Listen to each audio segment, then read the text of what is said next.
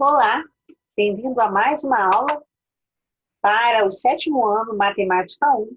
Nós hoje vamos trabalhar o módulo 18. Eu sou a professora Suzete, do Colégio Força Máxima, e o tema da aula hoje é Equações do primeiro grau, resolução. Na última aula, nós falamos sobre as equações do primeiro grau, o que é uma equação, como elas surgiram, né? Como que a gente escreve um termo que nós não conhecemos através de uma sentença matemática, e vimos que toda vez que temos uma igualdade com essa sentença, nós temos uma equação. Ficamos de aprender como resolver uma equação do primeiro grau. E é isso que nós vamos ver hoje, ok? Então, imaginemos que, para começar, nós temos uma situação-problema. Vocês estão vendo aí que nós temos um táxi. E o meu problema que nós temos para resolver é calcular o valor de uma corrida de táxi da minha casa, ou da sua casa, até a escola, ok? Quanto custa uma corrida de táxi da sua casa para a escola? Quanto será? Como será que esse preço é calculado?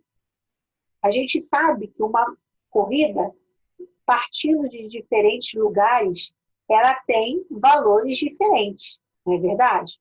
Então, esse valor ele é diferente porque existem fatores que compõem o preço final. Esses fatores são a bandeirada e os quilômetros rodados. Mas o que seria a bandeirada e os quilômetros rodados nesse preço final? A bandeirada corresponde ao custo inicial que pagamos apenas para entrar no táxi. Independente de qual vai ser o trajeto, você tem um preço fixo. Você entra no táxi e você já está pagando esse valor. Quem já pegou um táxi e viu na parte da frente do táxi, como se fosse um reloginho, aquilo se chama taxímetro. Ali é calculado o valor da corrida.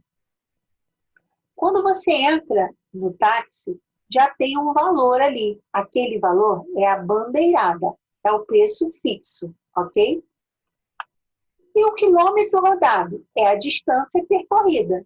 Então, além daquele preço fixo, você vai pagar mais um outro valor, dependendo da quilometragem, dependendo de quantos quilômetros, dependendo da distância. Por exemplo, em uma certa cidade, paga-se R$ 4,00 de bandeirada, que é o fixo, e R$ 2,00 por quilômetro rodado. Se soubermos a distância percorrida, podemos calcular o valor a ser pago ao taxista. Certo? Como assim? Se são 5 quilômetros de distância da minha casa até a escola, vou pagar então quanto? Bem, olha aqui. R$ 4,00 é o fixo, mais R$ 2,00 vezes 5, porque é R$ 2,00 vezes 5 vezes 5 quilômetros. Então, eu vou pagar R$ 4,00 mais 10, que é 2 vezes 5, que dá um total de R$ 14,00. Agora, também, nós vamos aprender a fazer a operação inversa, ou seja, dado o valor da corrida, determinar qual a distância percorrida. Então, eu posso também dizer assim, da minha casa até a escola, eu pago R$ 14,00 de táxi. E eu quero saber quantos quilômetros tem. Se eu sei que a bandeirada é R$ 4,00 e se é 2 quilômetros, que é R$ 2,00 por quilômetro rodado. E aí, nessa dúvida de saber quantos quilômetros, esse é o termo desconhecido. Então, eu posso escrever 4 mais 2 vezes x, porque eu não sei quantos quilômetros rodados tem, igual a 14, que é o total. Então, aqui, galera, eu tenho uma igualdade, tenho sentença matemática e eu tenho termo desconhecido, que são os quilômetros que eu não sei. Então, Eu acabei de montar aqui mais uma equação, onde x é a distância que eu não sei, ok? A equação do primeiro grau, com uma variável, nós vimos na aula passada, que é porque ela tem um termo desconhecido só, e esse termo desconhecido, que é uma letra, ele está com expoente igual a 1, por isso, primeiro grau. E esse expoente não é necessário ser colocado. Nós vimos também na aula passada que toda equação do primeiro grau com uma variável, ela possui números, né, que são constantes, que aqui eu representei pela letra A e B, e o zero, e o x, que é a minha variável.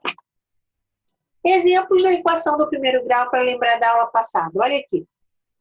3x mais 3 igual a zero. Nós montamos na aula passada várias equações, né? A partir do momento que a gente falava assim, o triplo de um número somado com 3. Então, você não sabia que número era esse, então nós colocamos 3x. Então, só para lembrar exemplos de equação do primeiro grau, sinal de igualdade. E nós temos também aqui o x na sentença. Letra B. 3x sobre 2 igual a 2 vezes 7 mais 3x. Repare, eu tenho parênteses, eu tenho uma fração, mas isso também é uma equação. Eu tenho expressões, sentenças matemáticas com uma incógnita, e temos o sinal de igual. Letra C. 3 que multiplica x menos 1 igual a 8x mais 4. Outro exemplo de equação. E letra D, outro tipo de equação. Só que aqui está com o número com vírgula, com o número decimal. Não tem problema nenhum. E aqui nós temos uma raiz quadrada de 81. Também não tem problema. É uma sentença matemática? É uma linguagem matemática? Tem um sinal de igual? Tem uma letra? Então, é uma equação do primeiro grau com uma variável. Nós também podemos identificar que não é uma equação, tá? Isso é só título para a gente saber que nós não vamos trabalhar com esse tipo de equação agora. Essa aí, por exemplo, você tem 2x mais 4 igual a y menos 8. Tem mais de uma variável, você tem ali o y. Então, não é uma equação do primeiro grau com uma variável. Aqui, x ao quadrado mais 6x menos 9 igual a 10x mais 2. Você tem a mesma letra, né? A mesma variável x, porém o expoente aqui, ó, é 2. Então, não é do primeiro grau, ok? Dentro das equações, para que a gente possa resolver uma equação, a gente precisa saber alguns elementos. Então, nós precisamos conhecer primeiro o que é o conjunto universo. O conjunto universo é o meu conjunto de possíveis respostas para aquela equação. No caso do problema do taxista, quando eu não sei quantos quilômetros eu vou rodar, eu tenho que pensar da seguinte forma. Quilometragem é medida com números, né? Esses números podem ser quaisquer números, será? Pode ser um número inteiro? Pode ser 5, 10, 15 quilômetros. Pode ser um número decimal com vírgula? Pode ser 2,5 km, 5 km,3. Agora, reparem, no caso do taxista, a quilometragem não pode ser um número negativo. Não tem como. Ah, da minha casa para a escola tem menos 5 quilômetros. Não tem como. Então, no caso, dentro das respostas possíveis, o meu conjunto universo não estaria incluído os números negativos, tá? Então, eu preciso também saber, sempre quando eu vou resolver uma equação, quais são os números possíveis que eu tenho para aquela resposta. É o conjunto que contém todos os valores que podem satisfazer a equação. E é representado pela letra U.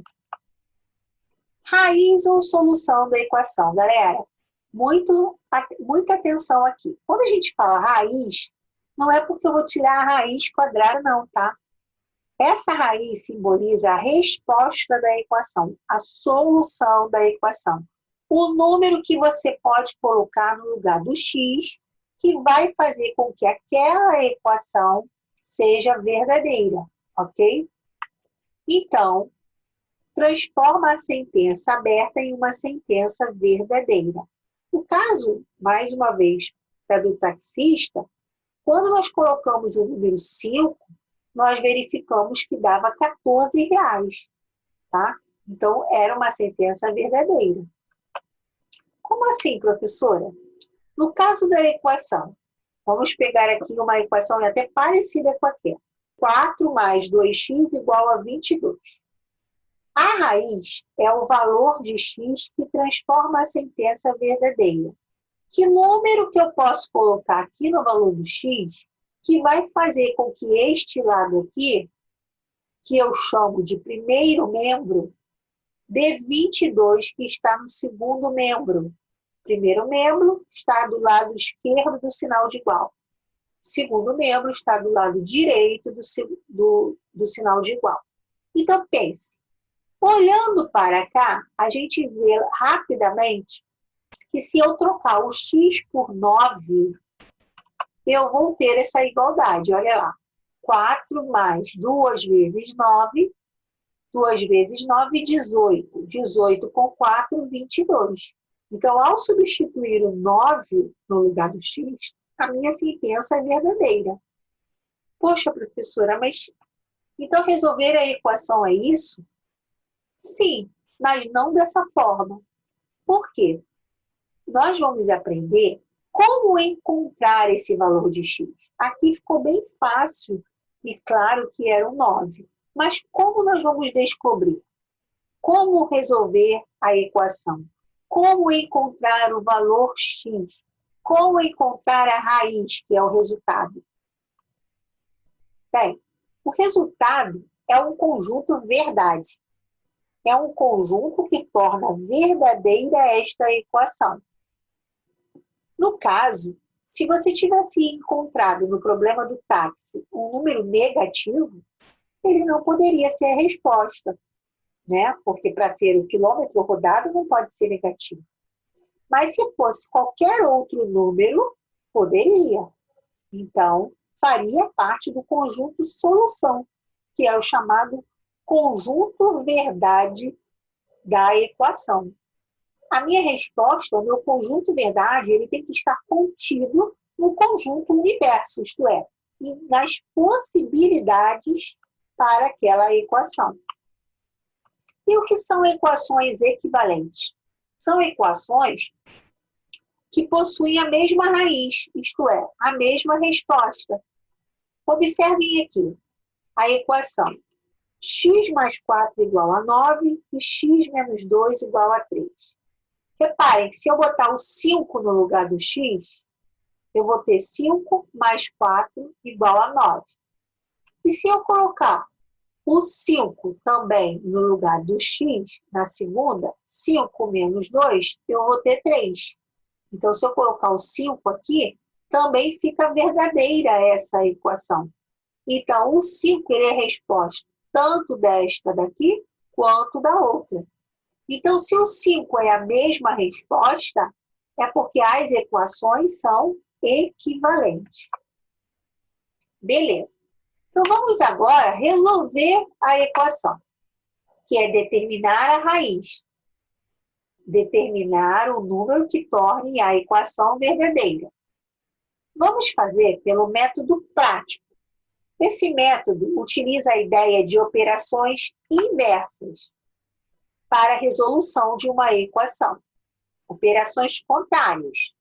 O objetivo da resolução de uma equação é isolar a variável, deixar a letra, deixar a incógnita separada. Assim, para alterar os termos de um membro, deve-se utilizar a operação inversa do que estava indicada na equação. Galera, lendo fica muito difícil, então vamos para a prática.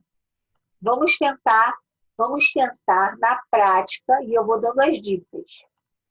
Vamos então ao primeiro exemplo. Sabendo-se que o universo é igual a Q, determine a raiz da equação x mais 5 igual a menos 8.